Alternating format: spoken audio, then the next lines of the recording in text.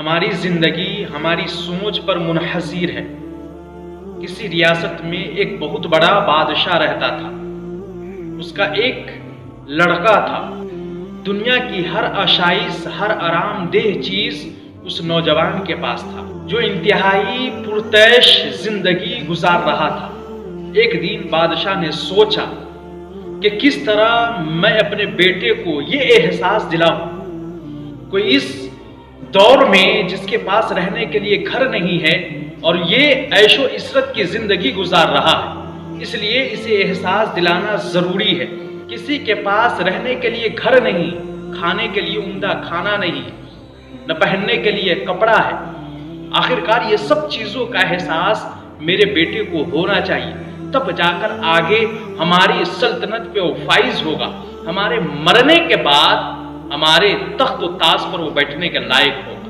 بادشاہ نے یہ سب سوچ کر یہ فیصلہ کیا کہ اپنے بیٹے کو کسی دن ایک گاؤں لے جائے گا اور پورا دن ایک غریب کسان کے گھر میں وہ رہے گا۔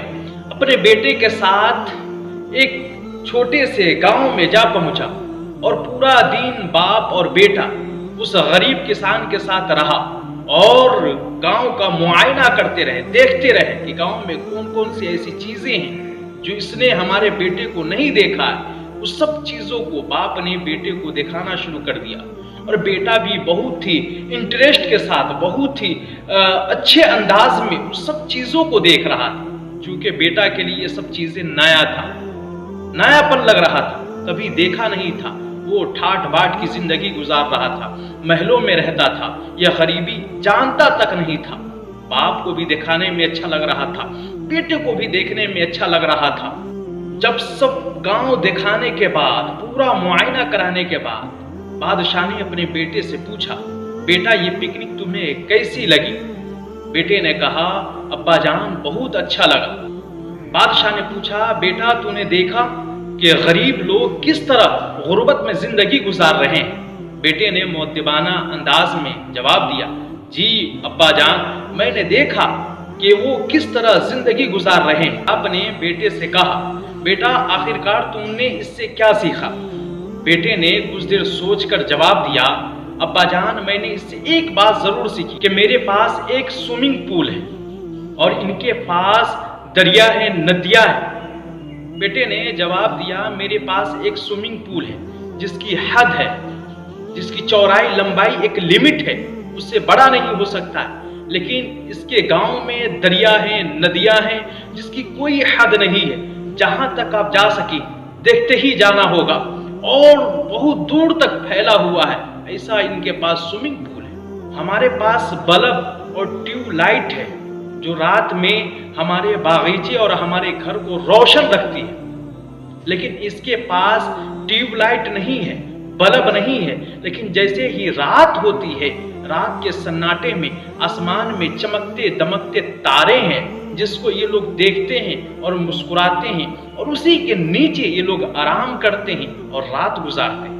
اور ان کا لان وہ زمین ہے جو تا حد نگاہ پھیلی ہوئی ہے، جہاں تک آپ کی نظر جا سکے۔ بیٹے کا جواب سن کر باپ لاجواب ہو گیا اور بیٹا نے یہ کہتے ہوئے اپنے بات کو جاری رکھا اور باپ بغور سنتا رہا۔ بیٹے نے کہا، ابا جان آپ کا بہت بہت شکریہ کہ آپ نے مجھے یہ گاؤں دکھایا اور یہ سب بتایا اور مجھے احساس دلایا کہ میں کتنا غریب ہوں۔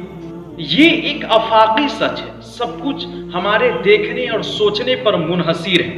ایک مشہور کہاوت ہے کہ ہم چیزوں کو ویسا نہیں دیکھتے ہیں جیسا وہ ہوتے ہیں، بلکہ ہم چیزوں کو ویسا دیکھتے ہیں جیسے ہم ہوتے ہیں۔ ہماری زندگی ہماری سوچ پر منحصر ہے۔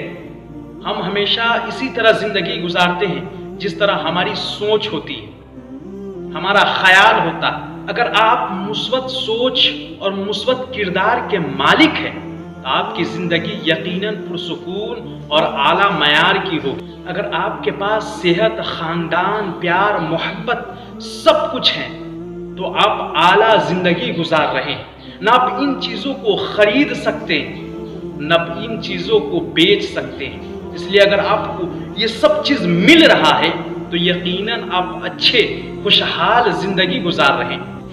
زندگی میں سب مادی اشیاء آپ حاصل کر سکتے ہیں جو آپ سوچتے ہیں، جو آپ خریدنا چاہتے ہیں، جو آپ لینا چاہتے ہیں، کہ آپ کے پاس مادی اسباب جو آپ مستقبل میں، فیوچر میں کبھی نہ کبھی اس چیز کو آپ حاصل کر ہی لیتے ہیں۔